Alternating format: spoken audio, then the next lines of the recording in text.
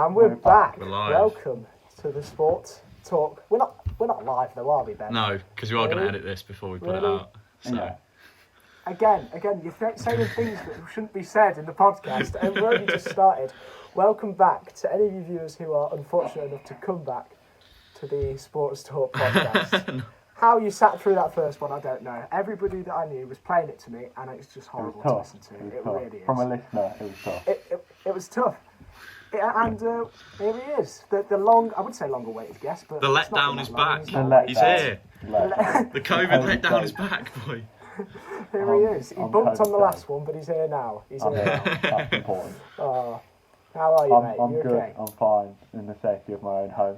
For any of you that don't know, who didn't watch the first one, this is our good friend Marcus Tolley, who should have been in the first one, but he's very COVID safe, and you can't.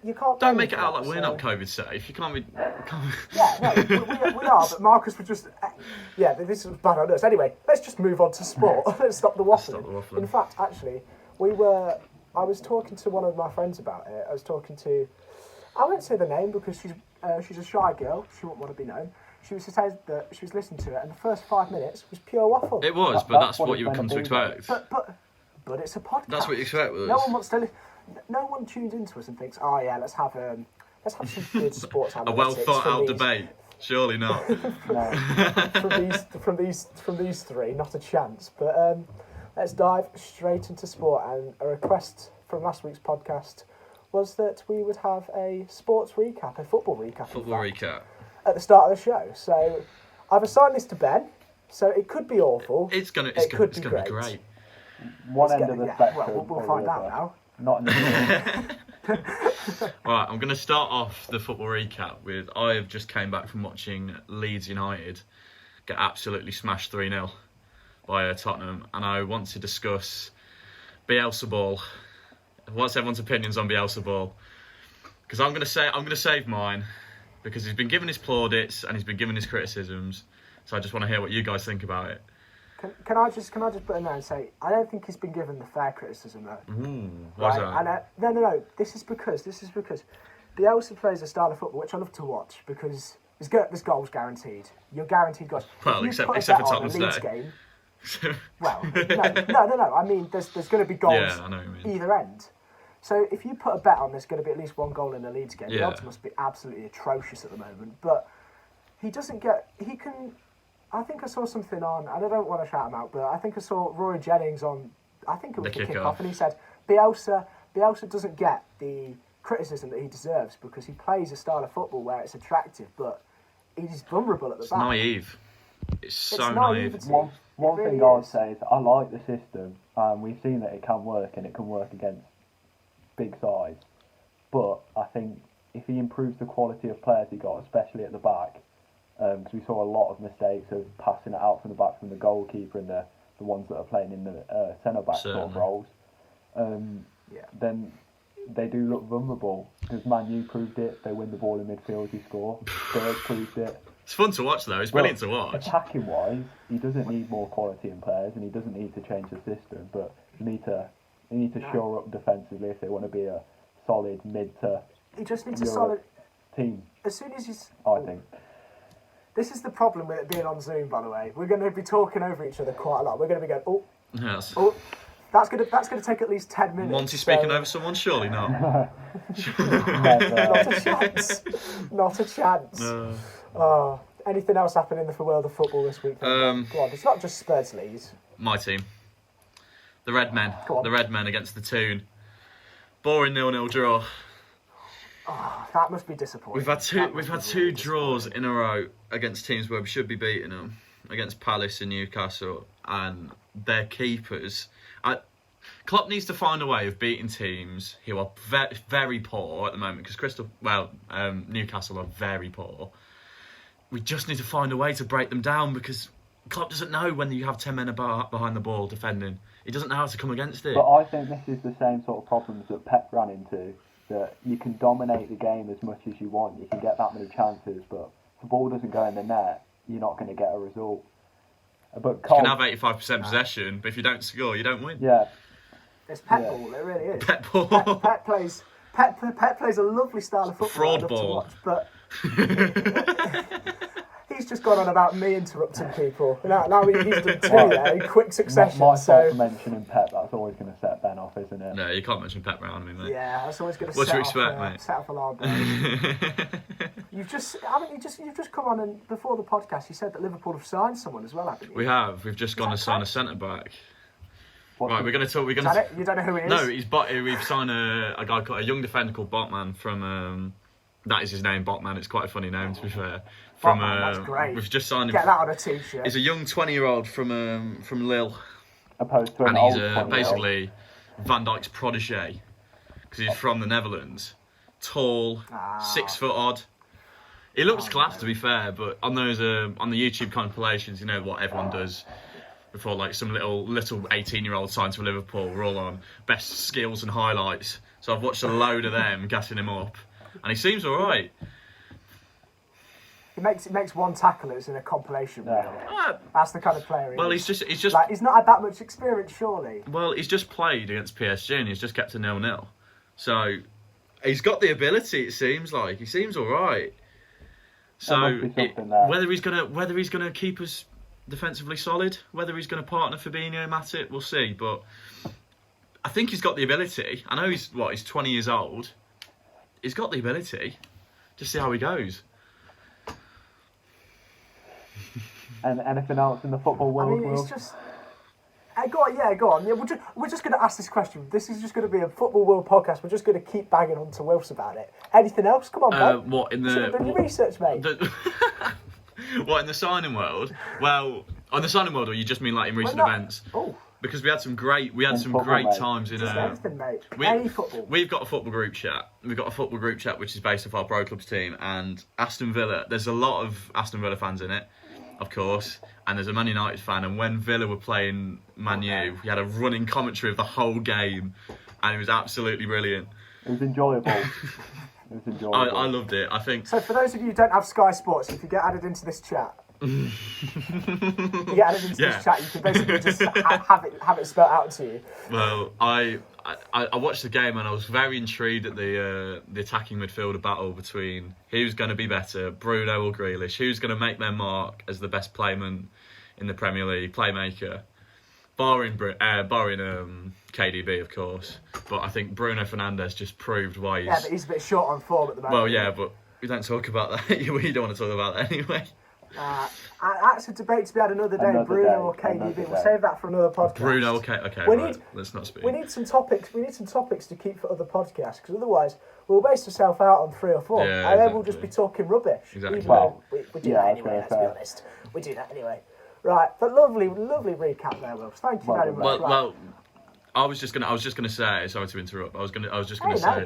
Bruno versus Grealish. I was gonna say Bruno proved himself in that game, and I think the thing is with Man United and Aston Villa, all their attacks come through that one person. Yeah. So either Grealish causing the attack for Villa, or Bruno causing the attack for Man U. And Bruno with his shots, penalty merchant as well, gets the penalty. Let's not have this debate. That's another debate. No, but he proved why he's on another level at the moment, and I think fair play to him. He's probably, there's a post going to go out on my Instagram page, ironically, where this all started, like we discussed last time. Best players in the Prem this season, and Bruno's top of that list for me. He's just been phenomenal. Like, it's insane. He came from the Portuguese league, and I've always been a bit apprehensive because if we thought that the German league was a farmers' league, this is a miners' league. Like, this is awful. Like, it's just not a good standard. And I think he's really, really shown his worth. And United have got a gem of a player. Yeah. He's got so much to give still as well. He's not coming to the end. He's in his prime, I'd say, right now. I mean, it's so easy to poke fun at Man United's recruitment, but I think with Bruno, they've just got it spot on. Especially with Ed Woodward. Ed Woodward doubts around him, and he brings out Bruno Fernandes out the bag. Yeah. Fair play to him. It's a Daniel Levy move, let's be honest. It really is. Daniel Levy? It's a Klopp move, mate. No, it's not. Daniel Levy is the best recruitment in the game. I think Klopp is different because he brings in players that aren't actually, I wouldn't say not good, but I would say have potential, but he turns that potential, he makes that potential I'll agree with that. more, it enhances it rather then I'll agree with that. Okay. I think Levy is a great recruitment. Anyway, let's move on from that. And I set the boys a task this week. I said, let's do, because we're in January now, celebrate the month. We'll do each of the top 6, a player they should sign this window. So, Wills, you can go first. With right, I was given the task of Liverpool and Tottenham, obviously my team, and then Tottenham, who's my cousin's team. Just had to drop that one into him. But I'm going to go a different route. I'm going to start off with Spurs. I'm going to take a different route. I think the obvious choice is to bring in a centre back, but I think he's going to reinvest there anyway. And rather than just to say the obvious of Mencano at centre back, I'm going to go with Tottenham need to sign another forward this window. Ooh. Something that you won't expect. Something you won't expect at all. I can get that because Kane and Son. Well, Kane's injury prone. We know that. Kane loves an injury. He loves the injury bed. I think he's probably having an affair with the person in the injuries department. You know? Like that's the kind of level we're at. Kane. Now carry on. So you've got forward for Spurs. For Spurs, I was thinking because Heung-min Son and Kane, brilliant. They're best front two in the league at the moment. But you need support around it. If one of them gets injured, Spurs are finished. Because that team has been carried at the moment by 2 of the best players in the league, but fair enough. I think, and because Lucas Moura isn't being favoured at the moment, neither's Dele Alli, they're both sat on the bench. So I think you get some backup, you sign Malcolm for Barcelona. Young forward, rapid. Reminds me, I'm gonna go on, and of course I'm gonna bring up my own team. Reminds me of a young Mo Salah. Just when he wasn't firing. Just when he wasn't firing, Mo Salah, yeah? Mo Salah was nothing. Had a tough time. Let's be honest. Had a tough time at Chelsea and Roma. He was just that little quick forward that couldn't shoot and couldn't pass. You bring him to a Premier League club, you nurture him how to shoot. He becomes a world-class player. Yeah. Sterling's still at a Premier League club though, and he doesn't know how to shoot. Yeah, true, he's dropped. Sometimes it doesn't work out. So go on. Well, have you got any at Liverpool then? Go on. Well, the thing is, Liverpool, it was sort of obvious where to go, and I think we've now reinvested with Botman. I think Upamecano was the shout. There's so many things on Twitter about, Klopp's tapping him up. We're going to get him. We're going to sign him for an amazing deal, 40 million for him. Not going to happen, mate. Not going to happen. So I think Botman is the correct reinforcement to make at this time because he's young. He's still got time to grow. He's at the level. He's shown that he can play at the level, keeping a clean sheet against PSG and they're second in the league, Lille at the moment in the French league. So he's shown that he's a good player. And I think if Klopp can nurture him with his defensive growth, just like he did with Van Dijk, just like he's done with Joe Gomez, he could be proved to be a great signing for Liverpool. And I think it just gives that extra support that we need, especially with Van Dijk and Gomez out. It's exactly what we needed at this time. Yeah, exactly. So that's Liverpool and Spurs covered. Who did you have, Tom? Go on, tell us. I was given the task of Arsenal and Man City. Man City being Jack's favourite clubs. Both of them... Teams on the ropes. Not on the ropes, I'd say, because City have 2 games in hand, as I mentioned to you before, but Arsenal definitely. And when I looked at Arsenal, I thought they need a midfielder, because I think they've been solid-ish at the back sometimes. I think they were one of the lowest in set pieces conceded. Keeper's pretty good. Signed Gabriel, a decent centre-back, and they've had a decent form in that 3-4-3 at the back. So I thought a midfielder that could, give something for that attack. Because you got Pierre-Emerick Aubameyang, who last year was fantastic. This year's been nothing. He's been awful. So I've gone with Marcel Sabitzer from RB Leipzig. Yes. He's a 20. Great shout, That's a great shout. And also, he'll be really good in the Championship as well. So that's really good for Arsenal. He's a 26-year-old creative midfielder, and I think it's exactly what you want, because when Thomas Partey's back fit, them 2 in the middle, I think that's going to help them get back to where they need to be in terms of spreading the ball wide into that overlapping wingers and fullbacks. So yeah, that's what I went with for Arsenal. I really do think it. I think that partnership with Thomas Partey would be immense. Yeah, I think when Partey first joined, there was so much promise with him, and he had a great game, and he's just started to drop off along with all the other Arsenal players. But I still think he's been one of their best players this season. Yeah. So I think if you can bring it back, bring in that little terrier in the midfield, I think that it's a force to be reckoned with. Ask DT, he'll say exactly the same. And then for Man City, I've gone with Lautaro Martinez from Inter Milan. That's a really good shout. It's no secret Pep needs a striker. Aguero's been regressing for the past year and a bit, injury prone. Oh, he has. He's not been. Yeah, he's not been fair the enough. Aguero that we know. He's not. No. Yeah. The thing is, it's easy to be carried away by Aguero's past performances. He's not been as good lately. He's really dropped off, like Marcus. Yeah, and anyway, a lot of that is to do to injuries, to be fair. But it's not going to get any better. Like, I think he is like 34 years old. So I think a 23-year-old proven striker that's played in Europe, played in Champions League, performed at that level, is a good deal. And Pep's already been linked to him, and also he's been a bit overshadowed by Lukaku at the moment, so that could have a impact, meaning that he might want to go and have a new challenge. So I do think he'd make a big impact at City if he was to move there and could potentially get a lot of goals. I think the way that you've brought in a young striker there is very impressive, because if Pep managed to bring in a young striker, especially with Aguero not actually playing and he just gets injured. So I think if he can learn under Aguero, a Premier League vet, I think that's where he'll really learn and really benefit from that. And we both know Argentinian. we know he'll get chances because he's got one of the best passing players that we've ever seen. Generational talent. Let's be honest. I would agree. I would agree. The guy crosses the ball like no one else. I can't not agree. The guy from that right side is just insane. He's Beckham-esque from that right-hand side when he drops to the right and he whips the ball in. It's incredible. It really is incredible. That's brilliant. So then, if you two've done that, I was left with United and Chelsea. I think it's easy. I think we could say that they're two huge forces in English football that have dropped off recently. I think, United are coming back. They had a drop off sooner, but I don't think Chelsea ever really. I think they had that season under Conte that was. I think it was great because everyone was playing five at the back for some reason.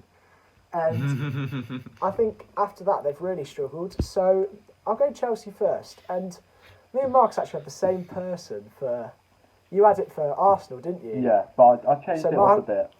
Marcus had to change because he knows more about football than I do. I'm basic. I just go off who's got the highest rated FIFA card. So I've gone for Houssem Aouar, if that's how you say it, from Olympique Lyon.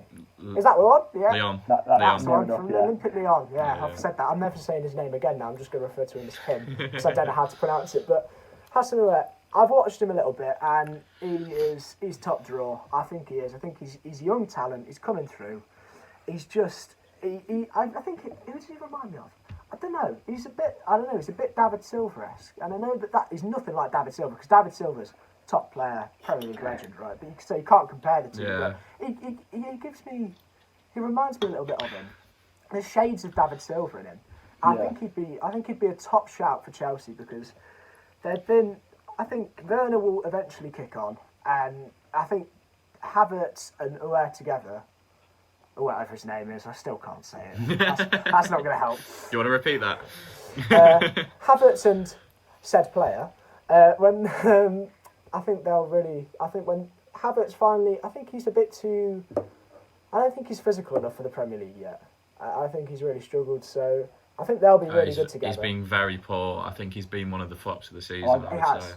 75 million for him. Aouar could replace Havertz, I'd say, because he has been that poor. He could, but Chelsea I think Chelsea will give him another season and a half. The good thing I'd say about Aouar is you do have the chance to either play him in the 10 role in their 4-2-3-1 as a middle cam, or you could play him slightly deeper with Kante if you wanted. He's versatile. He's an all-round midfielder. So that's Chelsea covered. So Can I just quickly say something about Chelsea? I think there is a lot of pressure within these two windows for Frank Lampard. I think because he's had his big summer blowout with all this money that he's spent over the years. But I think if he doesn't bring in some players these 2 transfer windows, I think his recruitment will be very questionable. Because he's signed. I think Chilwell's been the only really successful, and the keeper. To be fair, Mendy's been alright. I think Silva was good as well when he's been playing, because that whole defence has worked well as a unit, goalkeeper included. They've only had a few poor games. The keeper, I'd say, has been the surprise of the season. He's been up there with the surprises of the season, because I wasn't expecting him to be that good, because Kepa was a shocking buy.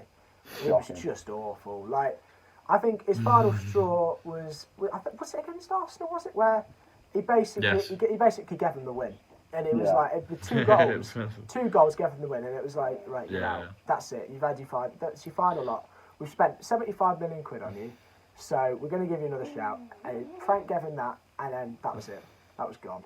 Yeah, I will take that back. Actually, I think to be fair, his defensive reinforcements have been good. His attacking reinforcements have let him down. Especially with Havertz and Timo Werner. But if you looked at it, Werner was the perfect man for Chelsea. You would have gone with him. I would say Werner's looked good in the link-up play. It's just I don't think he's got the end product. Whereas Havertz, he just can't score. Hasn't looked he just can't score, man. Yeah, but to be fair, that does mean Werner can be used out wide more, because we know he can play well. He just can't. He struggles to put it in the net. Whereas Havertz is struggling completely on everything. Yeah, that's a good point. But to be fair, Ben can sympathise with that, because he's got a struggling striker who fails to score in his club. Bobby. So that's Chelsea colours. Different roles, mate. Different roles. Yeah, I'll give you that. One's a false 9, one's an out-and-out striker, right? No Bobby slander here, please. Lots of Bobby slander, lots of Hendo slander, every kind of slander. And then I've gone for United. Ben said I'm not going to go for the basic Upamecano. Well, I have. Oh, right. Yeah, okay. But I think in RB Leipzig they've got talent in that back line. They've got Mukele, the French defender, haven't they? They've got Konate and they've got Upamecano. But I think Upamecano is the best out of all of them. He's 6'3". He's a unit as well. He'll come in and I think Harry Maguire, everyone's saying, he's been all right. He hasn't been that much of a flop. I think he's been shocking. I'm not going to lie to you. For 80 million quid, I would agree. 80 million quid, he's more than Virgil van Dijk, who's like a generational defender. You don't see that often. He's a Maldini type, right? Harry Maguire, he doesn't even get in the same sentence as someone like. I'm trying to think. He's just rubbish. He's valued currently. Harry Maguire is valued currently at £30 million. That's a 50 million. And Man United, that's a 50 million drop. I know. That is disgraceful. But he was never. I think you say his value, but what his value and something you buy, like what he you're was buying never priced for, at 80 what million. you're buying for is different. He was never an £80 million player, but he wasn't. The fact that United needed him that bad shows the state United were in. Oh, Leicester absolutely rinsed Man United, and it showed Ed Woodward once again to be a. Yeah. But it's poor recruitment. It is. It really is. It is. Bruno saving him. Bruno is absolutely. He's just. You think of Harry Maguire. You think of a leader in that team. Man United desperately needed a leader when they signed him, and he's became captain. Fair enough, but he still doesn't provide anything. I think Bruno would be a better captain than him. Yeah. Because he's not saying much. He's not providing leadership. He's not comfortable when he gets the ball. He causes panic all around Man United, and that's desperately what they didn't need. Yeah. I do have to say that it's just the averse. If Man United do sign Upamecano, then their back four could be dramatically improved, especially if Bailly stays fit. Because we all did watch the Villa Man United game. As we said, we had good running commentary. Brilliant. Yeah. And Bailly was good, to be fair. Bailly was very good. He's been very good. But again, massively injury prone, so it's hard. I would agree with that. Bailly's one of those players who, if he wasn't so injury prone, he'd be a starter in that United side for sure. He's absolutely incredible. Yeah, of course, 100%. He's quick. He's a unit. He's tall. He's everything you want a centre back to be. But you can't make an impact when you're sat in the injury room, and that's as simple as it is. So we've done our top 6 there. We were going to do all 20, but we've not got enough time. We've got stuff to do. Maybe we're busy people. No. Maybe we do bottom 6 next time.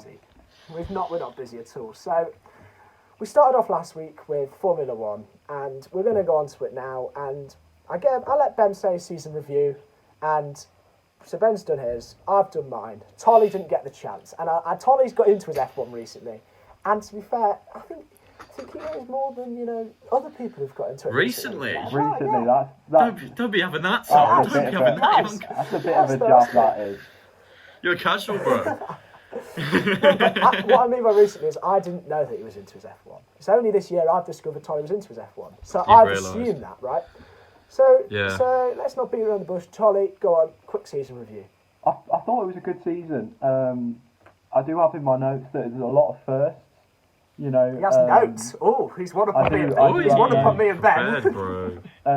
You got Lando's podium, Stroll's pole, Gasly's win, Checo's win, Russell's first point. A lot of firsts in there, and it was an overall exciting season. Even though we saw the same, Mercedes dominance, we saw, all kinds of new battles in the midfield and new winners, 2 of them, and then we saw old faces in the tracks.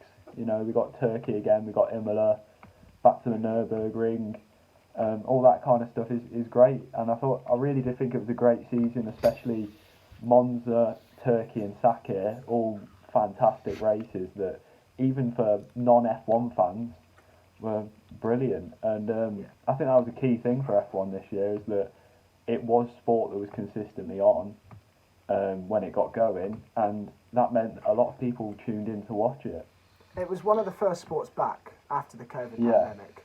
They were all there at Melbourne ready to go, and then they cancelled the race on, I think, the Friday morning, and it really threw a spanner in the works. And then F1 were really quick onto it. They started again in the early July, and I think it started off with a bang with Lando's podium, as you mentioned. I was just about to say that. I was like, was Austria the first one? Austria had the double header. I think that really set the tone for how F1 was going to be for the season. It did. I think Lando's podium. But I think Marcus summed that up perfectly there. But I was listening back to the podcast that we did the other day, and I was thinking when I was watching the F1 bit, what would I have said that was better about the season? But what I would have said is it's been predictable yet unpredictable. Yeah. So we've had the same winners. We've had Lewis, get in there, Lewis. Matthias are gone, all of that. But we've also had some really exciting young prospects coming through. Lando's proved himself massively. George, as me and Ben discussed in the last podcast, at Sakir was incredible. It's F1. There's actually a video coming out soon from the last one. F1's got a bright future, and it's exactly that. It really is. So now we've done the reviews. We've looked into the past. Let's have a look into the future, right? I want your predictions for 2021. So we're not just going to go through the grid because that would take too long, and we're busy people again, But I want.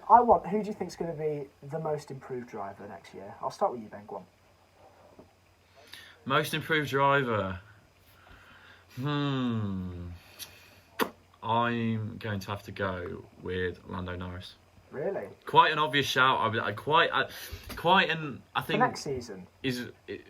For next season, yeah. Well, most improved. I don't think he's most improved driver. Obviously, he's not gonna get up. Yeah. Well, the reason I say that is because he's a candidate for it this year. I didn't know what he'd be on about this year or last year, but go on. No, I would say, especially in that McLaren car, I think he has the ability. It was shown in Austria. He does have the ability to get up to podiums more consistently, and I think if he really starts to push it, obviously because I don't know a lot, but I'm thinking if that McLaren car stays in a better shape than it was last year, I would hope so. I think he can get podiums more consistently and push for those points. He's going to get better guaranteed because he's getting a Mercedes engine in it. So, one of the key things with McLaren and I'd say Red Bull is they are great on their chassis. Their chassis are brilliant. So if you put a Mercedes engine in a Red Bull, for example, logistically it might not fit because they're all different shapes or whatever. But I think the Red Bull would be up there with the Mercedes. Yeah, I do. But I still don't see a way that they'd beat Mercedes. So Marcus, go on. What's your most improved? My most improved is Esteban Ocon. Yes. He had a tough year, to be fair to him. Started very poorly, but he's improved it a bit. A couple of decent finishes in Spa and the Sakir Grand Prix, but it's not quite what you'd want out of him. And I think he's going to massively benefit from getting Fernando Alonso next to him in the coming year. That's a lot of experience, a 2-time championship winner. And I think that's only going to help him. And also I think the midfield is going to be a lot tighter. So I think him improving isn't going to be the toughest ask because he's not going to be too far away from, or if not at all in front of him, the Racing Points and the McLarens on the grid. So I think he does have a really good chance of improving next year. Well, we saw it in Abu Dhabi. There was photos coming out of Abu Dhabi when Alonso drove the R25, and the two looked like they got on really well. He was showing him the car, getting him sat down. My only thing with Esteban Ocon is I think Van Dorn suffered an awful fate in F1. Young, talented driver coming through, Belgian driver, really good. But he came up against Fernando Alonso, and Alonso wiped the floor with him because Alonso's he's one of the best drivers in the world, guaranteed. That's without a shadow of a doubt. I think Esteban will benefit from it, but I think somebody who will be more improved is Lance Stroll, and that's a really big shout because Lance gets a lot of slander online. Lance, he does. And I think some of it's driver. He is a paid driver, but I think some of it's undeserved. I really do. He's got a pole. He's got a pole position behind him now. Yes, his race was awful, and he's incredible. Yeah, he's got zero wins. Zero wins, yes, but Lando's got 0 wins. He's a great driver. He's got 3 podiums, and he got some in Williams as well. The Perez he was top 3 last season. If you just base it on the season's performances, he was up there with Lewis and Max in terms of that performance in that car. Getting a win was in that Racing Point. Yes, the Racing Point was quick, but it was never winnable. And we're in a dominant era where Mercedes they're wiping the floor with everybody and they're breaking every single record in the book. And they're probably setting records for years to come. It won't ever. I don't think the Mercedes records will ever be broken. They'll never be a more dominant period. So, for Racing Point to even win in the most dominant year Mercedes have ever had shows how good Perez's season was. Lance not winning doesn't actually reflect the season he had. I think he had a good season this year. He dropped off a bit towards the end, but that could be linked to COVID because he was brilliant. He was coming 4th in the championship, then he got COVID at the Nürburgring, brought Nico Hülkenberg in, and he was not the same driver after that. So, you never know. I think Lance will be top drawer next year, and that's going to annoy loads of people out there. I know. Where did he take his pole? Turkey. Was it in Turkey? In the wet. Turkey, yeah. He's a great driver. It was a good watch, that. It was very fun watch, that. That was, actually, that brings us on. I'm going to ask both of you, the most unexpected races that you've had this year, or the best races we've had this year, more like. It was scrap the unexpected bit. I don't know, I'm just waffling, to be honest. Let's just make this podcast as long as we can. I think Turkey, it had a lot of excitement. Yeah. You've just stole it. You've stole it from me. You stole it from me. Start with Stroll on pole. That was fantastic to see, and we all expected Verstappen to be quick because we know he's great in the wet.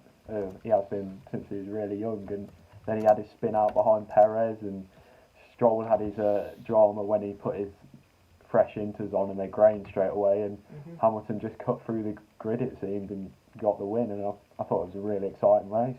It showed everybody that Hamilton didn't win just because of the car. They always say in Formula 1, the rain is the equaliser in car performance. So if you've not got a great car, you can still get a good result if you're good in the wet, if you're a good driver.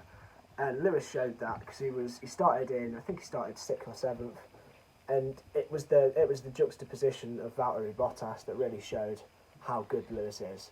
Bottas was doing donuts celebrating Lewis's 7th title before the race had even finished. It was really atrocious from Bottas, but Turkey's an unexpected race. I'm going to have to go with, for my best race of the season, I thought that the one that packed the most drama and the one that I was most excited about was Portimao, the Portugal race. It was it was another wet race, a wet start, made it really unpredictable. Kimi showed his class as a rally driver coming from 17th to 7th in the first lap.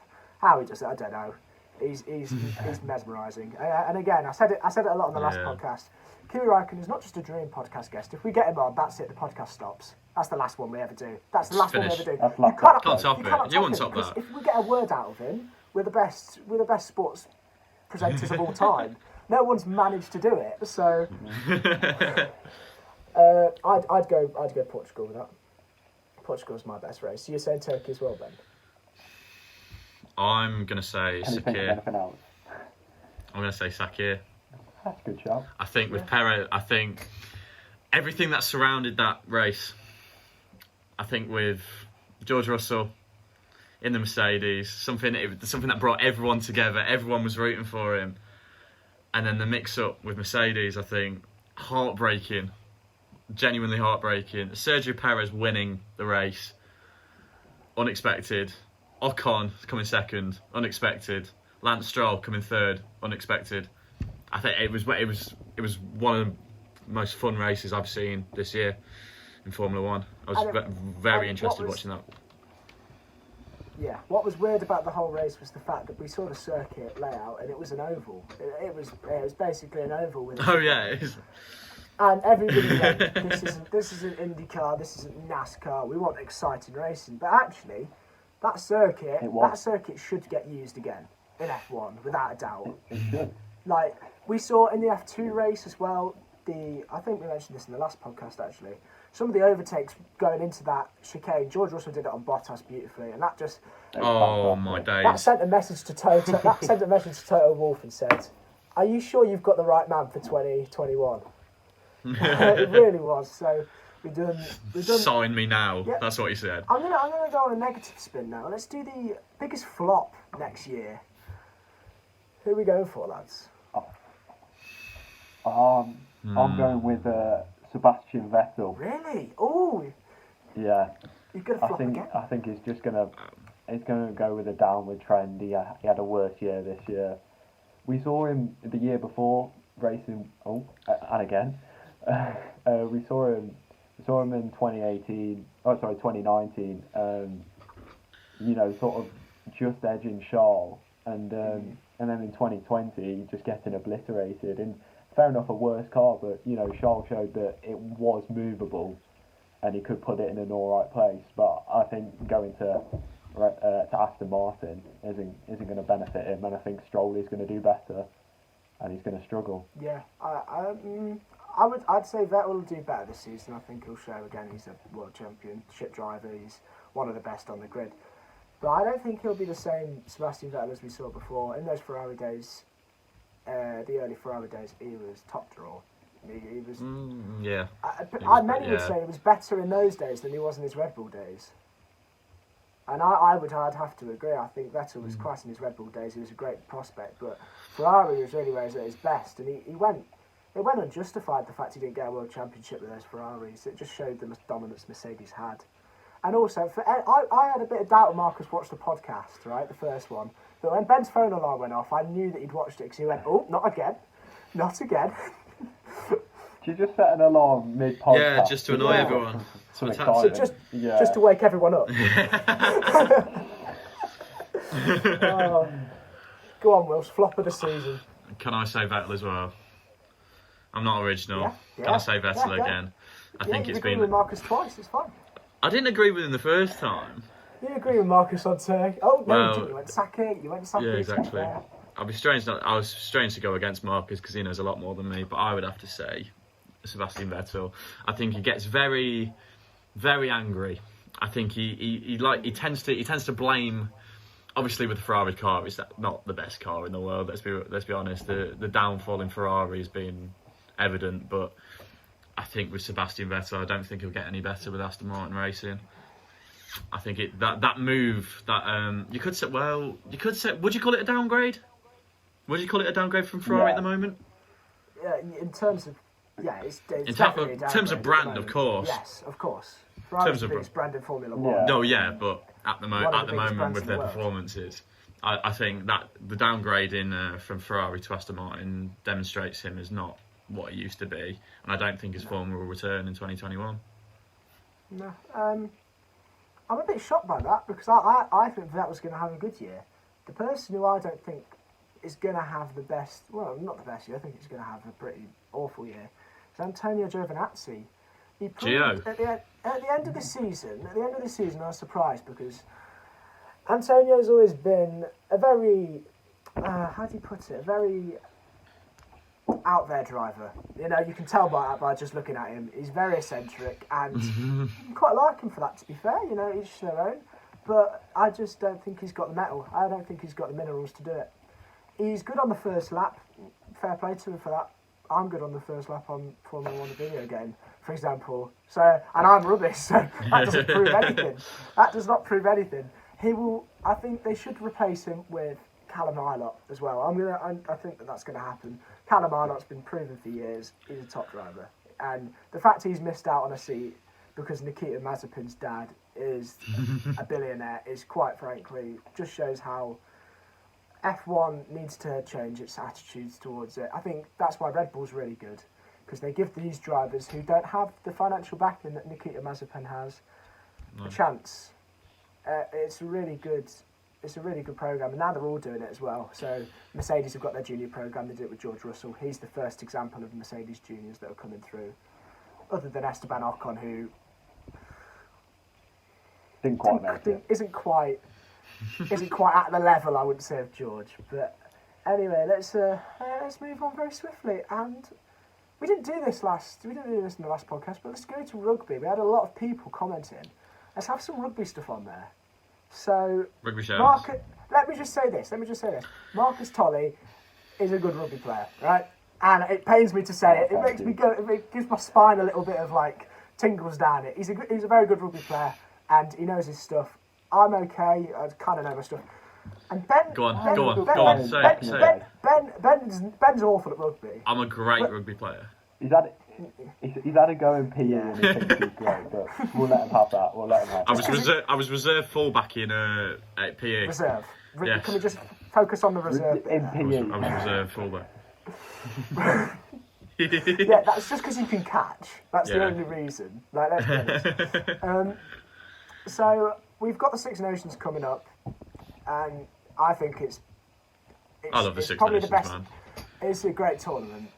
It really is. It's great. up there with I think some of the best in sport. The way it's done, the complexity of it, the bonus point has really helped, as Marcus will know. The bonus points helped to excite up matches because you'd go for that fourth try, and if you went for it and you were left vulnerable, it'd make a more interesting game. It's been the top sporting event, I think, over the last few years, and I'm wondering how you think it's going to play out. Well, you see, at the start of the Six Nations, because it's different, because the way it started and the way it finished wasn't what I expected, because I expected France to win after they beat England, but I predicted France to win, because I saw when we played France recently in the Autumn Nations Cup, we only just beat them in extra time, and they were playing a really inexperienced, mostly under 23 squad. Thanks to Owen Farrell. So when they have Dupont, missing every conversion. when they have Dupont and Entomac back, I think England are going to struggle. I think everyone's going to struggle to beat them. So I have France top, England second. I think it's going to be a year of bringing new people in for them. I think the system works. We proved the system works. Maybe not against South Africa, but it does work. But I think new young players are going to come in, like Marcus Smith, maybe a new 9 in like Randall or someone, or Mitchell. And then I've gone with Ireland third. My notes on them is solid. Nothing more. They've got Andy Farrell as coach, Owen Farrell's dad, as Will's probably wouldn't know. But I knew that. The slander! I knew that. Ooh! I'm going to add a sound effect in this part of the podcast. And I've got Wales fourth. I think it's just not going to get much better than them. They're over the Gatlin period. Scotland fifth and Italy sixth. But I think Italy and Scotland are going to be more exciting and more competitive. I'd say the same with it. Yeah, Italy are the top team. I think Italy are going places though. They've got an exciting young squad coming through. They're my dark horses of the tournament. I think they're the bookie. The bookies don't favour them at all. Yeah, but if you look at history, you wouldn't favour Italy. Yeah, no, I understand that. I'm not saying they're going to go and win it. They I'd be haven't won a stupid if I game in thought they years. would go and beat England or France. Their best performance in the whole But they have a Nations chance was to win a game. No, against England. Yeah, but I think they'll surprise people this year. I don't think they'll come top 3, but I think they'll surprise people. So if they don't think they're going to come top 3, Ben, who is going to come top 3? I think I'm backing the England boys. I think England 1, Ireland 2, France 3. Going against Tolley's prediction for the first time. Going against the rugby player. Especially on rugby. See, Bottle. Testing the bottle. The reason you didn't speak about rugby in the first one was because I wasn't there and Will Swan. So I couldn't agree with him again, so I just thought, you know what? I'll back the boys. You were going to go exactly the same as Tolley, but you knew if you did, I'd be like, oh, he's not the same, he's not done his homework. I'll back the England boys. Yeah, I'll back the England boys as well. So you've done the top 3, go on, there's 2 halves to the table. Sorry, say that again? There's 2 halves to the table, so go on, what's your bottom 3? You see, I'm trying to make it like quite flowy, quite nice, I'm not asking like... Bottom 3, Ben right. just doesn't get it. No, of course I can understand. Right, 4th, Italy. Ooh. 4th, Italy. 5th, Wales. 6th, Scotland. I'm going to get so much slander for Scotland coming last. Oh, my days. Just wait till Mr. Ford sees this. You speaking about rugby. Mr. Ford is not seeing this. Right. He's not watching. No, he's really not. He's turned off by now. As have most people. Big up if he is, though. So, yeah. Shout out to Fordo. Welcome on the podcast at any time. Imagine. If safeguarding will allow that. Imagine. If safeguarding allows it. Yeah, I'm going to not go. sure. I don't know. I think France won't win it, but I think France are going to show their top side. So I think they're going to come second. I think England are going to. I think they're going to run away with it again. I think the young players coming through. Ollie Lawrence is a great young player that's just come through. He's really proven himself. We've got. I think the thing with England is Eddie Jones brought this with him. It's the philosophy of it's not 15, it's 23, right? Your subs are as important as your players on the pitch you were starting. It's not just a game of you're 15, you need to be good, and the subs don't have to be. I think that's got apparent with most sports nowadays. You need squad depth. And rugby more so than any, because your front rowers, they can only go 50 minutes really. Otherwise, they're really struggling, bless them. You know, they're not. The thing is now, the fit lads... Cardio kings. But they're huge. They're massive. They are massive. Not quite cardio kings, you know, Wills. Probably cholesterol kings, but not cardio kings. Yeah. Well, that was the olden days. So I'm gonna go England, France, Ireland, because like Tolley said, they're solid. Andy Farrell's a great defensive coach. Sets them up defensively, they're solid. I'll go for Scotland 4th, Wales 5th, and Italy 6th. Italy 6th. History tells you that Italy are going to be 6th. And I think, I said that Italy have got promise, they'll show the promise, but they won't do anything with it. Watch them come 4th now. Watch them come 4th and prove me right. No, they won't. I know they won't, but I might as well go for it. If they come 4th, right, I will buy an Italy t-shirt, I'll buy an Italy shirt, a rugby shirt, and I will come on the podcast and I will go, I'm really sorry for disagreeing with Ben Wilson. I will say those words, okay, because I'm that confident they won't. Yeah, but I'm not going to get any plaudits for saying that Italy's 6th, because that's the obvious shout. So I might as well go outside the box, and if they get it, I look like a genius. That's understandable, but your credibility is not on the line because we've said you're not very good with rugby, whereas mine is. Yeah, fair. So, you know, we want some jobs in sports commentary, hopefully. So, you know, we don't want to be too outrageous. So, rugby's covered, and one of the things I think we're all solid on in terms of sport is cricket. We all play cricket. We've all played at some stage. We've all played in the school team. Admittedly, with mixed success. Mixed success. We got to nationals, bro. County Championships 2 years on the bounce. We were brilliant. Lost at the toss of a coin for one of them. No, for the was that U9? I can't remember. Anyway, getting a bit personal here. So we all watch cricket. We all love it. Tolley's had a bit of a break from it, to be fair, but I've been down to the nets with him since. Pretty good still. He's still got it. Still bowls about 50 miles per hour bounces. Yeah. 50 miles an hour for 30 as well. That's all that matters. Yeah, but it goes backwards more than it goes forwards. Dibby doublies. So we watch cricket. Let's just go straight into Ashes teams, right? England's next Ashes are in Australia, so we're going to have to be waking up at silly times in the morning to watch Joe Root get bowled by Pat Cummins for about the 50th time. He's going to get bowled on 49 He's not going to quite get the 50. He's not going to get a half century or bottle that. But No. He's fine with his 50s. No, he always gets a 50, just doesn't convert. Oh, yeah, 50 and then he doesn't convert. Yeah. He's got something like 50 Test 50s and then 17 Test 100s. Mate. Whereas someone like Virat Kohli's got 26, 27 Test 100s and 17 50s. That's conversion. Joe Root's just... it frustrates me. We said it last time. Yeah. He was promised to be one of the best batsmen in the world. He's dropped off, and he was at one point. But anyway, Ash's team. Who will be taken as our 15? 15 in a squad. We'll do the 11 afterwards. This is the thing with England. This is the thing. Who are you picking to open in your batting? We've never been able to decide. Ever. I'm going with Burns. Burns and Sibbo. I think that's a good shout. I think to be fair, they have proved themselves. I think there's a slight shout for Keaton Jennings because he's good away from home and he can play the short ball, but he hasn't played in a long time. He's not consistent enough. Every time he gets put back in that squad, he's never been able to prove himself. Exactly, unless they pick him against India and play him at home against India as well, he won't be able to get in the Test squad. He needs to be in form. Like the whole squad does. I think Keaton Jennings is a bit like James Vince. I think he should never play for England again. That's very bold of me to say.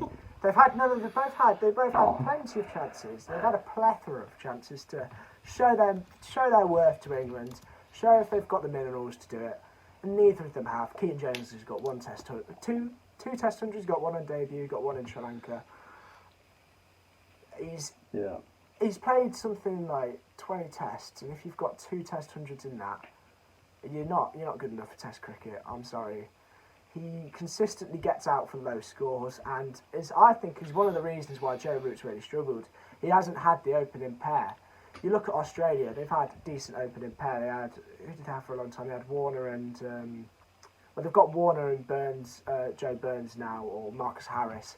So they've got really good openers. Same with India. Look, you've got Prithvi Shaw, who's an exciting talent. Same with Mayank Agarwal. They open the batting. They're really good. Yeah, true. Joe Root has been an opener in effect because he's been thrown in.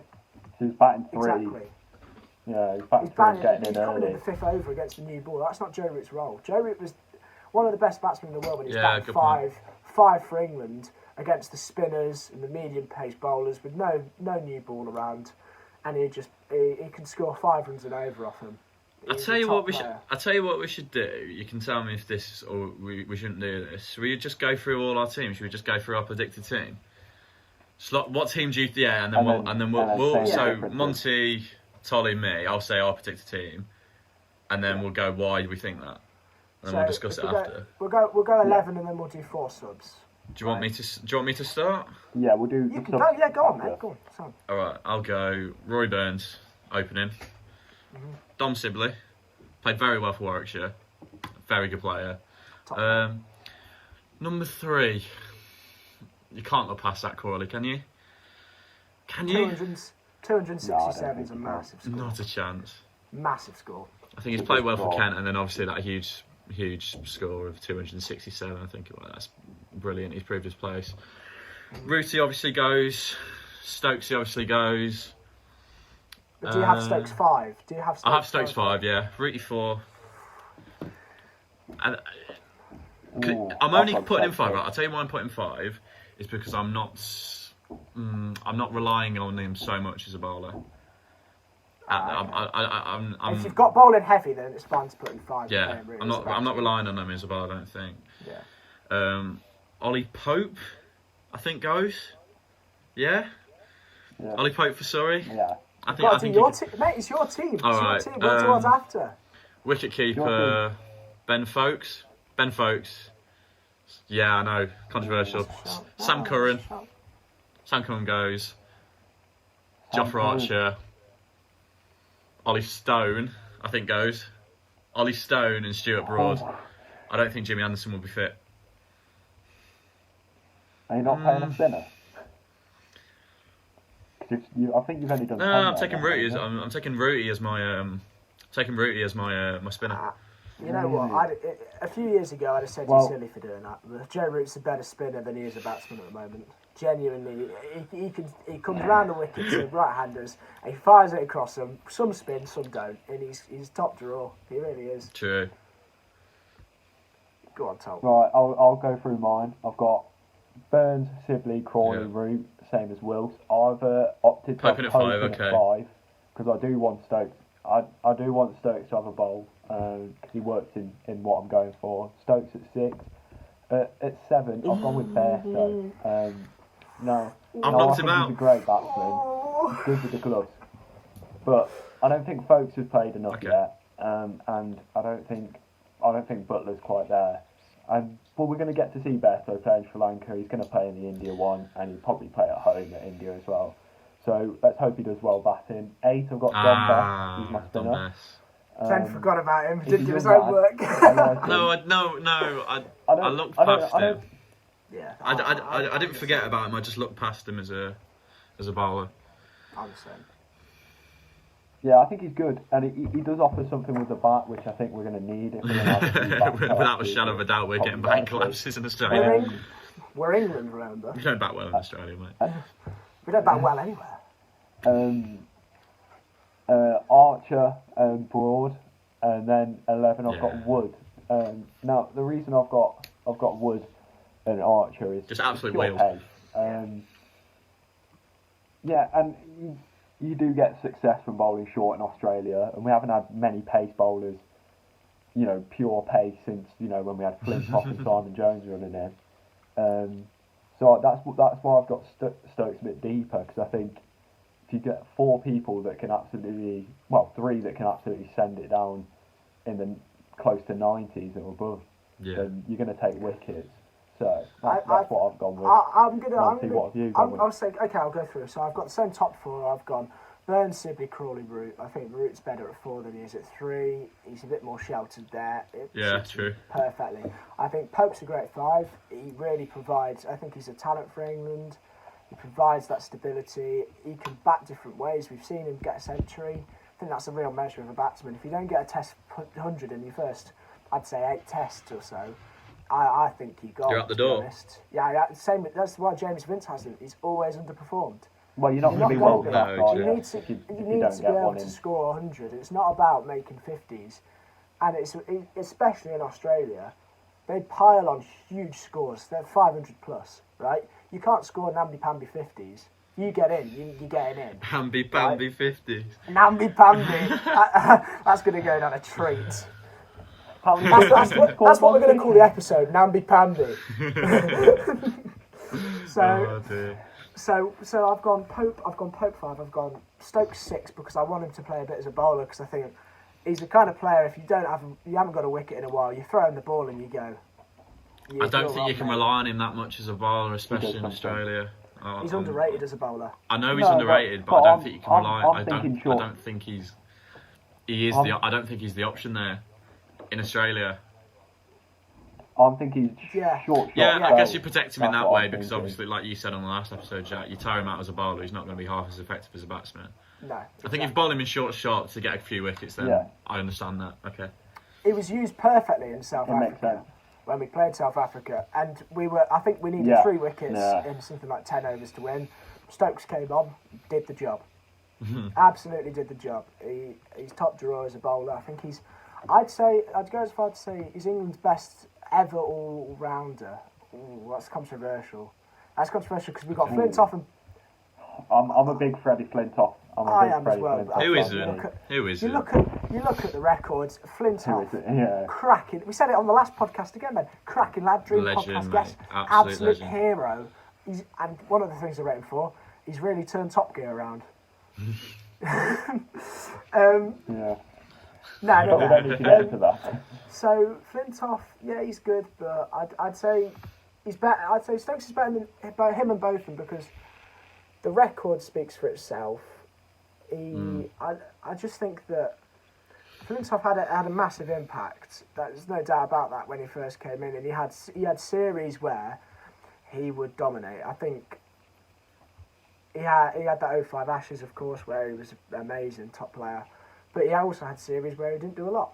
You know, we looked at Australia 2007. He captained that England side, and he was he was nowhere to be seen. He couldn't perform. He couldn't get a wicket for anything. Him and Steve Harbison were just too busy at the pub. So I think he's the best. I think he's the best we've ever had. So you need to protect him. 7. You see,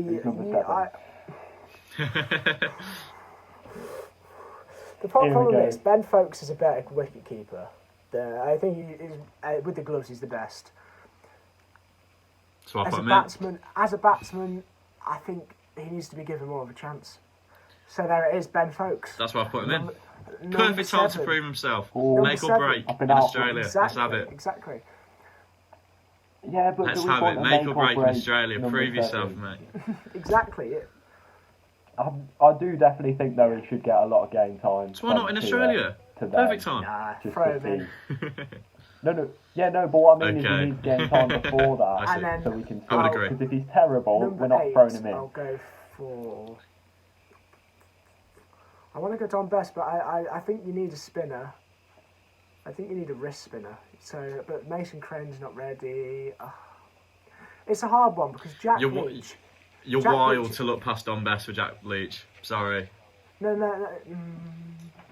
I think Moeen Ali's the shout. No, Mo Ali's getting nowhere near the time. No, he's not in the. I love Moeen. Just because he can bat, mate. He's getting nowhere near that Test side anymore. Nowhere near. He's a great white ball player, but he's not getting anywhere near. What if he has the best? What if he has the best year of his life in Test cricket? What do you mean it does? But what he does, Will. What if? We're not having what ifs. We're having absolutes. I don't do if buts and maybes. I do absolutes. Do absolutes. So I was going to say Jack Leach provides something with the bat, but he only had that one inning, so I'll go for Don Best. Something at the bat. No. Yeah. I'll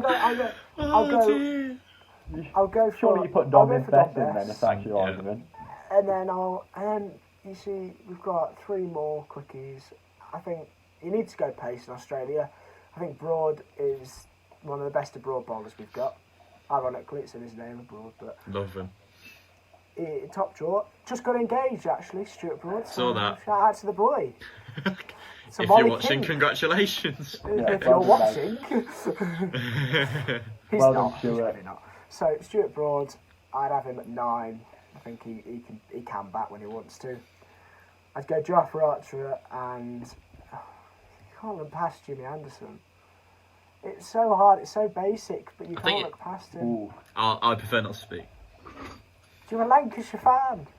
I know I'm a Lancashire fan. I love Jimmy. I'm not saying I don't love him. I'm just saying I don't think you take him to that Australia.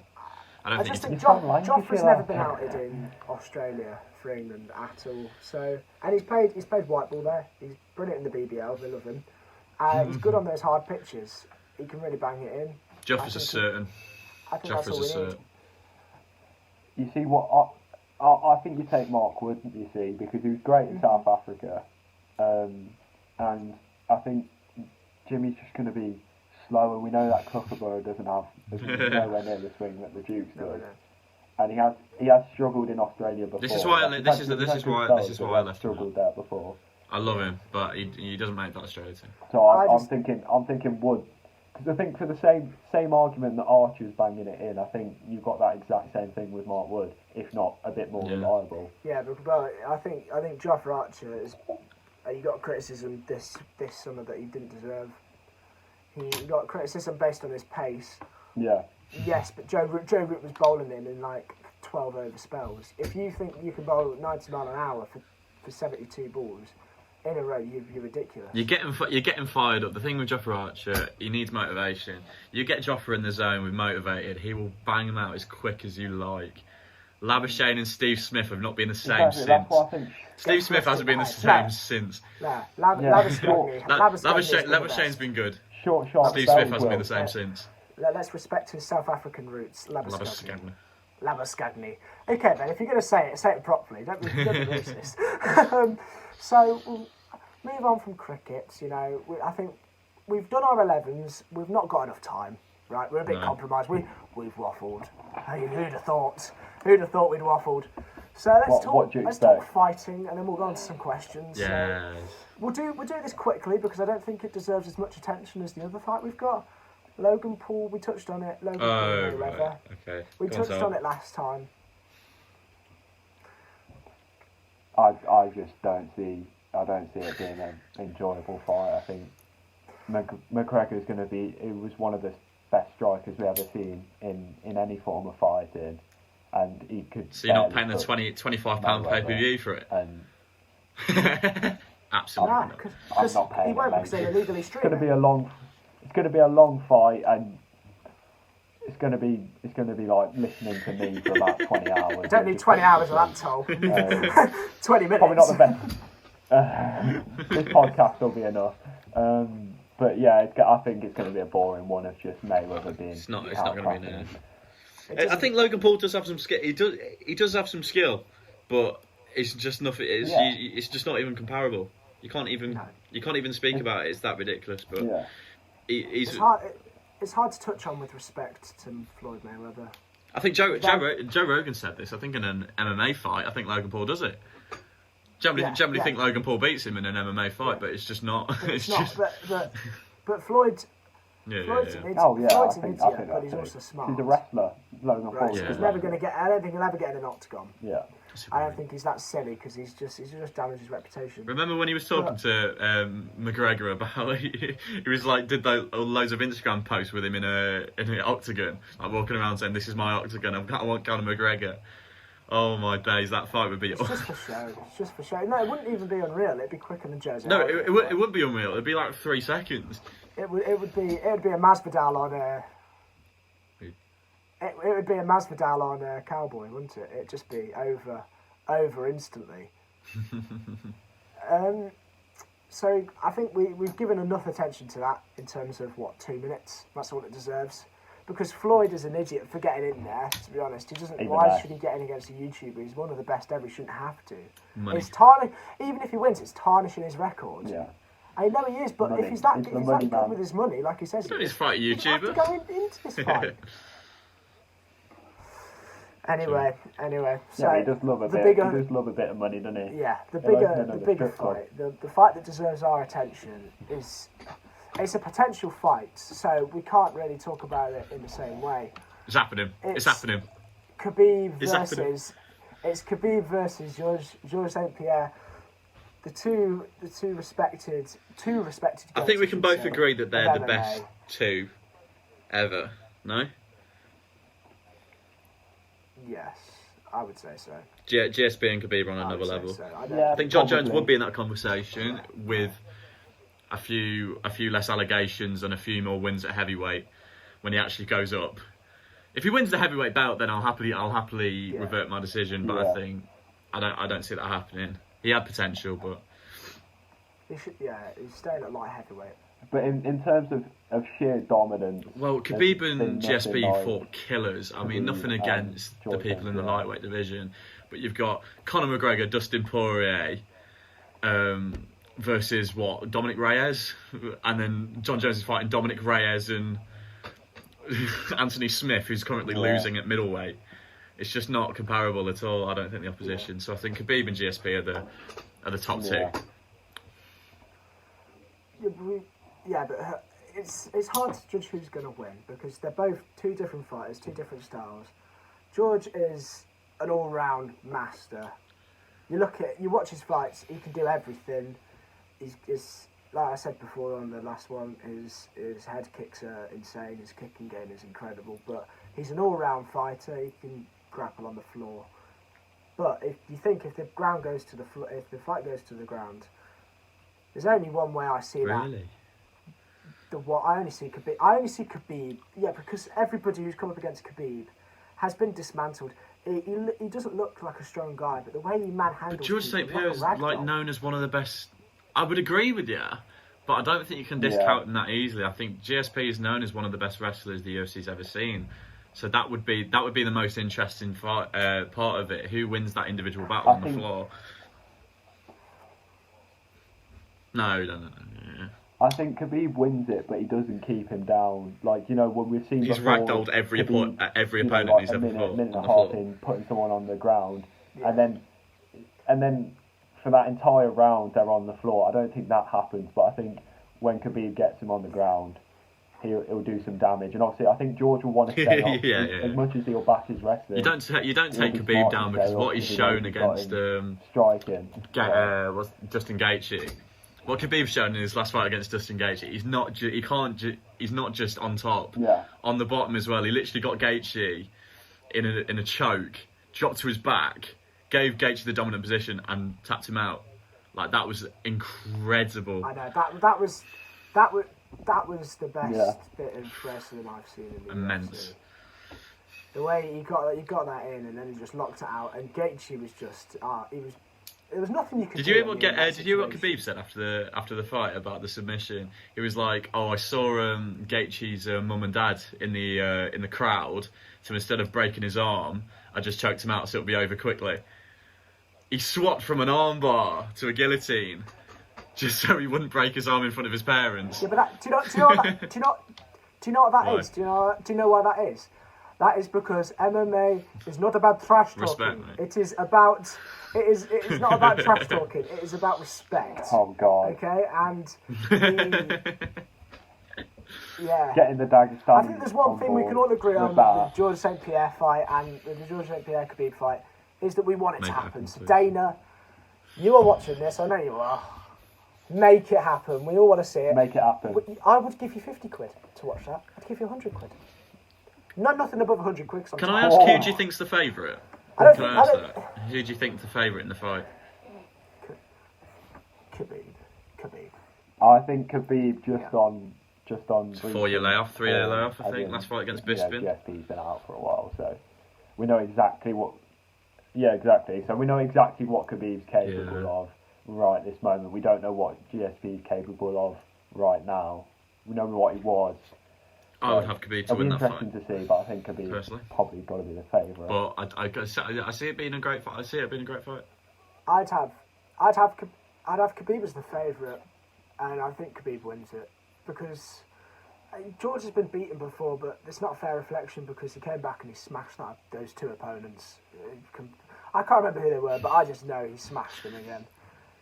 So it's just I'm not as good as on the UFC. You can probably tell that. Let's be honest. He fought when he lost his fight. When he lost his belt, he wasn't ready yet. He was Didn't coming in look like young, a fighter. and I think he got starched.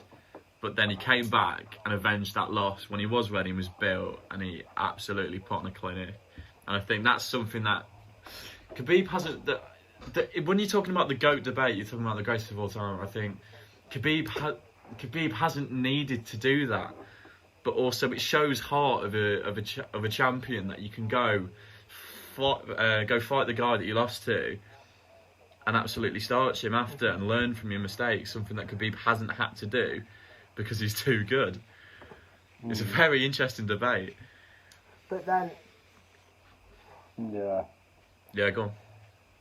But then he's never had to do that. Yeah. That just shows for me his champion's heart because he's never, ever had that to shows do how that. dominant Every he is. single fight. We saw it with Tyson Fury. It's so, once you get to that top level and you've achieved your dreams, you've given your life to the sport, you've given your life to get that at one moment, and you get it, it can seem like an absolute anticlimax. And I think it was kind of the same with Conor. He won those belts, and then he thought, well, I want to go on to the next thing. Khabib's gone, I've won this belt, I'm defending it with my life, right? And he's gone in every single time and defended that belt, and I think that shows more of a champion's heart than that, because it's very easy to come back from, we all know, if somebody has one over on you, you want to get one over on them. That's human instinct, right? I think it's really hard when you're at the top to keep being the top. It's so hard to keep greatness, which is why you got to respect people like Lewis Hamilton, Tiger Woods, all been these at the top people for so long. Elite sportsmen who are been at the top for so long, but still at the top, or have been at the top for a long time after they've actually achieved what they wanted to. So also think about how much value that one, like a name on their fighting record would be. Imagine if GSP goes and beats Khabib, 2 belts in 2 divisions, came back again, beat Bisping for the middleweight belt, and then fighting Khabib and beating him. Imagine the value that would provide to his name. And the same with Khabib. If he fought GSP, his name skyrockets. It'll be uncomparable to Conor's superstardom if he goes and beats GSP. I think it'll be incredible for either of them. I think in the MMA community, yes, but the reason a lot of us watch MMA is because of Conor. I'm an absolute sucker for that, right? I watched it because Conor was being dominant. He was talking the talk, walking the walk. He was the Ronaldo of UFC. That's the only reason I got into it. I'd always been watching boxing, the odd match, but UFC I'd only really got into with Conor. But so I think Conor he's one of these stars. He's a bit like the Kobe Bryants, the Ronaldos. He transcends his sport. So within his sport, Khabib definitely has more clout. I hate using that word, but he has more clout. He has more clout in terms of the MMA world, but in terms of sport, stardom, fame, celebrity status, Conor goes unmatched in MMA, and he probably will. I would agree. So we've covered 5 sports. I think we've done really well there, lads. We're about an hour, a bit over an hour now. So I put on my story earlier some questions. Anybody got any questions to ask? And this time I actually got some answers. We got some questions. Last time it was one question from somebody, and the rest were from my person. Don't say that. Don't say that. No. No, because we only answered 2. The podcast is in the mud from the first one, didn't we? No. We only answered We only answered 2, right? And then this time we've got 6 valid questions from real people. So we'll start off with the first one. Yeah. Henry Collins. We all know Henry. Sorry, right? mate, He's commented something that I think is probably the best. It's no disrespect to the others. This is one of the best questions we've had. Paul Scholes. Oh no! Oh. You see, I didn't want to tell him about this. No. This could. All right, I tell you what would be great, and I know I have a habit of just saying things to you, Jack, which probably shouldn't be on the podcast, so we plan about it. You know what would be really great? If we get like 6 people, 7 people to just have this debate over an hour or so, yeah. We get some... Yeah. Do you want to say... we can save that if you want. We can have a podcast based on that. I think the value that would provide with like 6, 7 guests all around. Yeah. I'll give the shot. I'll give my answer, well, but I want to. We should give a short answer now. So personally, for me, for me, because what I'd say a midfielder is a complete midfielder. Like I want someone like Vieira, and I don't think anyone else offers that. But Gerrard, I mean, Lampard's got great scoring ability, and he is decent all round. And Scholes is a ridiculous player, but I think Gerrard carries the team. Scholes makes it, the best, if you know what I mean. So for me, it's Gerrard. I would agree with that purely. Sorry, Jack. I would agree on that completely, because I think I probably have some biases here. But what the stuff that Steven Gerrard did for that Liverpool team. He was the only world-class player in that team. He's carried that team. Lampard was surrounded by brilliant players, and nothing against him because he can't control that. But Gerrard has literally carried that Liverpool team for so many years. That Champions League team, look at it compared to AC Milan. Look at that team. And Gerrard's influence carried it. I know we had Xabi Alonso, Carragher, players like that, but Gerrard carried them. The fact Carragher, you've included Carragher. Carragher's not even a world-class player. He's a Liverpool legend. He's not a world-class player. No, he's a Liverpool legend.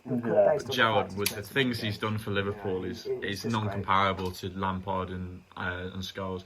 I think Scholes would be my bottom. He's obviously a brilliant player, but I don't think he's had the influence on the teams like Gerrard and Lampard had. No, I would agree to an extent. The only thing I never appreciated how good Paul Scholes was, the ability of him. But it's when people like Xavi Iniesta, Zidane, say that he's one of the best they played with, or played against, that's when you start to go, hold on, this guy's a bit better than I thought. I'd still have to agree with you both though, because I think if we're basing the question on who's a better player, it's a different matter. But if it's on who's the better, it's that one's open for debate. Who's the better player? Who's the better midfielder? Steven Gerrard. Because that man can play anywhere. He's an example of what. As a footballer, as kids should watch Steven Gerrard and think, I should want to be like that, because that boy could do anything. Steven Gerrard could do whatever you wanted. I think. Yeah, I think talent-wise. Yeah. I think talent-wise, the order probably flipped. But for what you want out of a midfielder, I think. Well, as a midfielder, yes, and as a player, that's a debate we need to have on a whole podcast. That's where we need to have a whole podcast dedicated to just that one question. The next question is a curveball, but I like it. I really like it. This is one of my.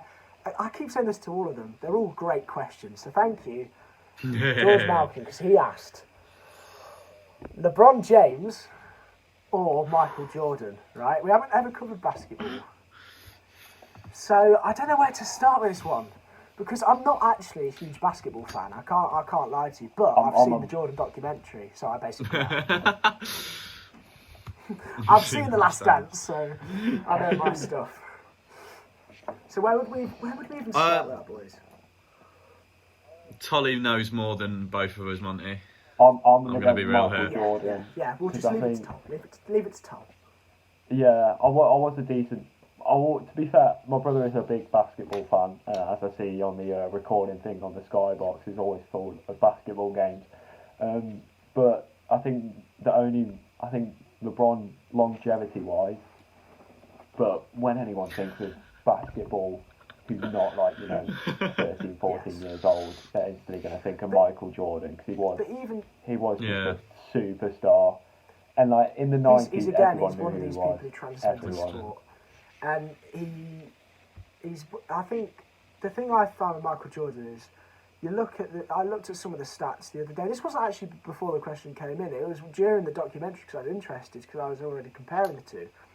And I thought, go on, I'll have a look at the stats. And average points per game, I think Jordan's got something like five or six more average points per game. I was going to ask Tolley about. I was going to ask Marcus about that.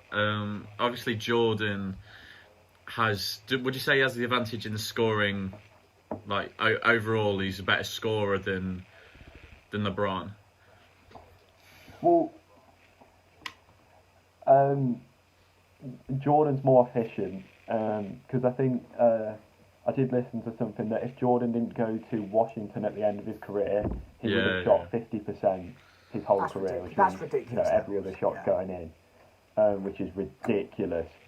But LeBron as an all-round scorer is probably better, because one thing about Jordan is he shot.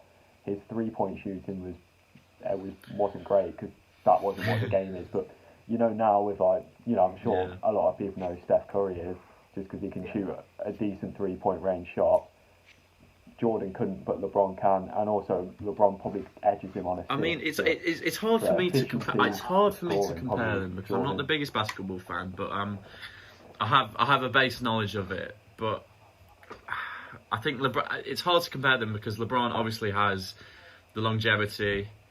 He has that. He's done it for so long. How old's LeBron now? 30 odd? 35, 36? Yeah. He must be banging on. He's got to be. He just doesn't seem to be. He just doesn't stop. The man doesn't stop. Generally not. Brilliant. He's actually. It's just come to me. It's not like I've got a laptop in front of me. He's 36. Right. Okay. But still at 36, playing basketball, his stats just hasn't dropped. And he's still that athletic at 36. Yeah, top draw, top sportsman, and moving on from basketball top sportsman to rugby top sportsman. Jake Lang asked us, Dan Carter or Johnny Wilkinson? Who's your? I'm loving the comparisons. That's a banging question, isn't it? We've got a plethora of sports. It's great. That is a big question. For me, as much as it hates me to say, as an English person, I'm going with Dan Carter. I think Johnny was unreal at the start of his career. We saw obviously in the 2003 World Cup what he was made of, but Dan Carter was just something else, because that New Zealand team that won 2 World Cups was dominant, and he was a massive part of that. From my point of view, so I look for at me, Dan that Carter. All Black side and say, what are the things that hold that All Black side together? And I think there's 2 components. You've got Dan Carter and Richie McCaw, right? Richie McCaw was obviously the captain, and I know this isn't a big issue in terms of the way you play, but he led the haka, right? If you lead the haka, the team have got to believe in you. Yeah. He's the epitome of a leader. He's one of sport's greatest ever leaders. Yeah. And Dan Carter played. I think it's easier for us to say. It's easy to look at Johnny and say he's a great player because he was never surrounded by the players that Dan Carter was. Dan Carter was surrounded by Marnoni, who's a great inside centre. He had Ben Smith. He had all these great players, Julian Surveyor on the wing. So it almost goes. He's not overshadowed at all, but like it's not as highlighted, if you know what I mean. It's not as pointed out. With Johnny, because he was one of the best. He was probably the best player in that England side by far at that time for sure. So it's easy to look at Johnny, but when you look at the most dominant teams in sport, that All Black side is one of the first that comes to mind.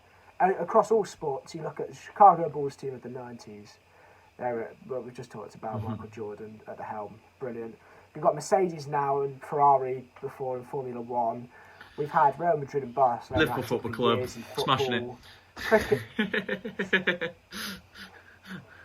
Jordan Henderson, you managed to get that in some way. No, not dominant player. So no, I'd have to say it's Dan Carter because he was the facilitator for a great New Zealand side. That's the best way to put it. The next question is... Yes, it is. I've seen it's my cousin. Wilson. Is it? Is it? It's top 5 best Premier League strikers of all time, and it's a great question. We've got some great listeners already. Well done, guys. Should we just Do it, yes, because we've still got 2 more questions. Off our list and then go from there. I need a brew. Tol, go on, mate. So go on, Tol. So is this the Premier League? Sorry, is it? I'll let Will Is start. this the Premier League Just one of you history? No, Will can start. Is this in the Premier League? Or... The best Premier League strikers of all time. That's so right. Okay, right. Just rattle them off the top of your head. Shearer one. Okay, I'll go. I'd go Shearer one. Right, So we're all going Shearer. I'm going 2. Yeah, Henry 2. I'm going Henry 2. Ben, are you going? I'm going Rooney 3. Oh, okay. I'm agreeing with Marcus up until Rooney. I've gone. Let's just do your list. So Marcus, go first. And then I think I'm going to go. That's a tough one. Yeah. I'm gonna go Aguero 4. And then rude. Rude Van Nistelrooy. Very rude. 5. See, I agree. I agree with Marcus. I agree with Marcus up until 3. So I would go for Alan Shearer, Thierry Henry. I'd go Sergio Aguero. Bobby Firmino, number 4. A striker that doesn't score. Lovely. No, just shut up. Stop it. I'd go for Ruud van Nistelrooy number 4, and then I'd go Luis Suarez number 4, Ruud van Nistelrooy number 5. Wayne Rooney doesn't make it, and Luis Suarez does. I love this. I love this game. Well, if you look at it from a striker, I'd say the players is different again. The same with the midfield thing with Scholes, Lampard and Gerrard. I think strikers, Suarez is a better striker. Suarez at his prime is the best striker. Ridiculous season. I think the only reason why I would disagree with you, and it hurts me, that is just Suarez just didn't have the longevity for it. He didn't. And longevity plays a massive part, but I think if you're judging a striker, on their best season, I would totally agree with you. Obviously, But I still think as a striker, he's a better striker than Wayne Rooney ever was. So that's why I put him there. But Wayne Rooney was a brilliant drop-in player, number 10. That's going to... Lit a fire. If we clip this up and it goes out, I'm going to get slander. You've lit an absolute fire there. I love it. Hey, you'll get the views. I would say Luis Suarez is top. I would say Luis Suarez is top 10 for sure. But I just don't see how you've put him there. To be honest, right. I'll do mine. So do yours. Number 1, Alan Shearer, obviously. Number 2, Thierry Henry, obviously. At his prime, Thierry Henry, mate, unstoppable. Part of the Invincibles. Obviously, I wasn't watching him in his prime because I was a kid, but I've seen the videos. His pace, the pace that Thierry Henry had was ridiculous. Number 3. Yeah. Didier Drogba. No. Didier Drogba is less controversial than Luis Suarez. Absolute beast. Has all the physical aspects that you need for a striker. I think so. Yeah. I think he was brilliant. Number 4, Dennis Bergkamp. You've missed out some names here, boys. You've missed out some names. Yeah, but for me, I didn't include him. Yeah. No, true. He played deeper. It's what you class as a striker, I guess. You see, so it's an out-and-out goal scorer. Don't worry if you said up there, but if I didn't, my bad. Yeah, I didn't. Well, I suppose then because. Yeah. You know, I included Rooney, but you could also argue Rooney played a lot. If you said forward, if the question was forwards, I think I would have had a field day with it because Mo Salah would be in there straight away. But and then number 5, I'm debating between Ruud. No, I was going to say Ruud and Ian Wright, but no, Ruud van Nistelrooy makes it for me. I don't think Ian Wright has the performances compared to Ruud van Nistelrooy. Wasn't Ian Wright the crossover of the Premier League, though? If we're talking Premier League, he was played in the first division, and then obviously the Premier League came along. Ooh. I've not gone for Sergio. And also, no Sergio Aguero for Wales. It's a controversial one because he's top draw. You said something about Thierry Henry there, that he's electrifying. Ridiculous pace. That's one of the things. That's one of the things why I think Alan Shearer is the top, because even when he lost his pace, he was still bagging goals. He was still consistently bagging 2 or 3 goals a game. Yeah. And you look at, my dad used to say, look at the football scores, and he'd be like, oh, what happened to Newcastle today? Oh, blah blah blah, 1-0. Sure. You didn't even have to look who scored. Even at Blackburn as well. I forgot the actual stat of the goals he scored. I think it's somewhere between. I think it may be 260 goals, and he was in the Prem for 17 years. 260 goals in the best league in the world, mate. Some brilliant player. Top draw. Deserves it, I think. Top draw. Yeah. I'd say the same. Right.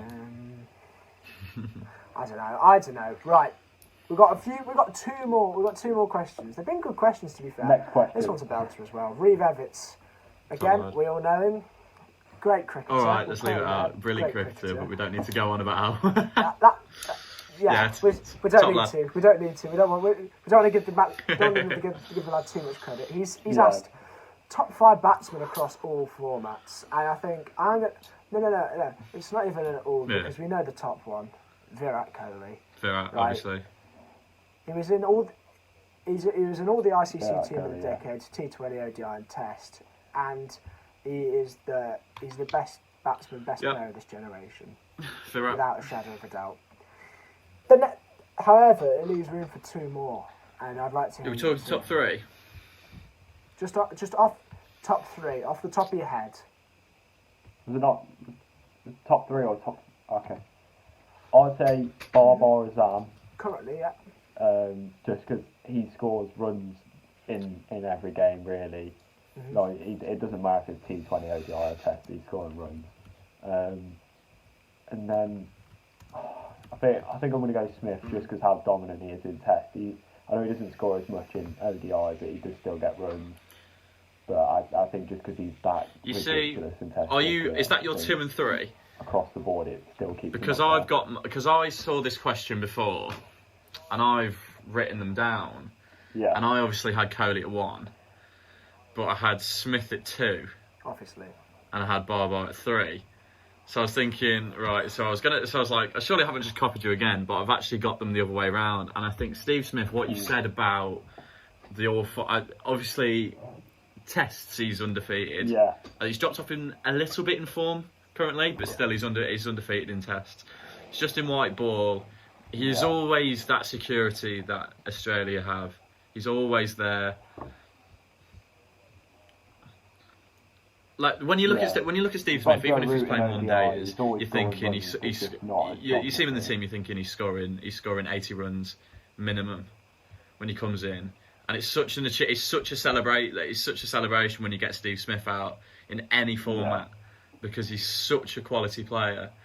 Testy thrives. He's ridiculous, especially in that England series. He was a joke.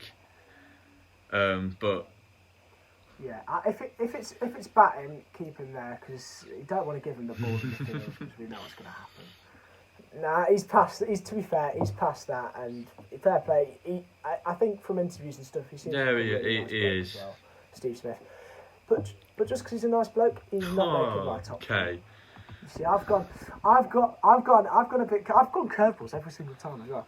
I've gone for Virat Kohli number 1. I've gone Barbar as a number 2.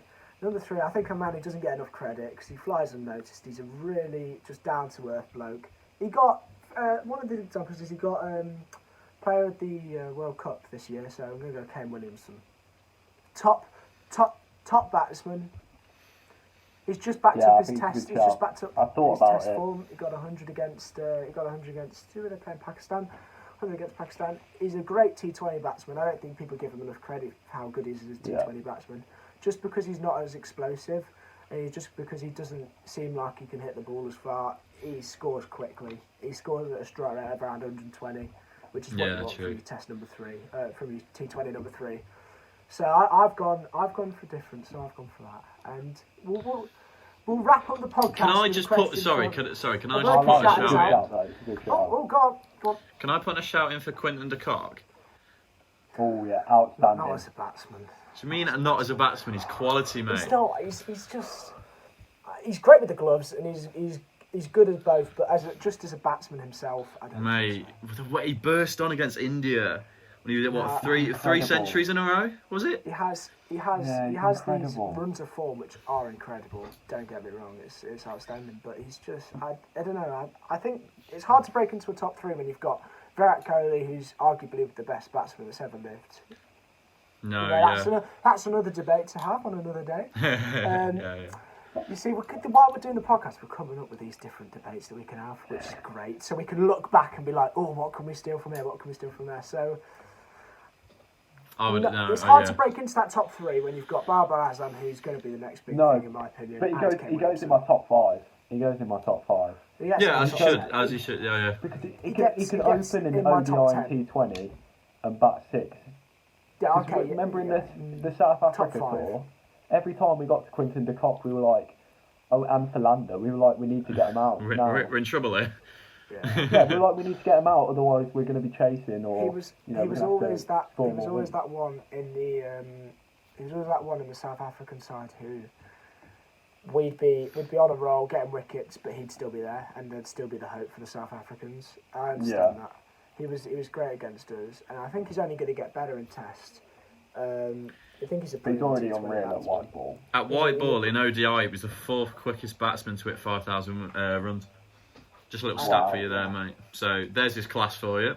If you don't think he's in your top 5, there's his class. It's a shame that you saved the stats bit for right at the end of the podcast when no one's listening. Well, cricket badgers will be listening. Don't discount the cricket badgers. Just a few of them out there. So let's wrap up the podcast with a question from a lad who very kindly shouted us out on his relatively big Instagram page, 22,000 followers. Who's this, Wally? Henry Wallace asked us Famous. the best current Premier League 11.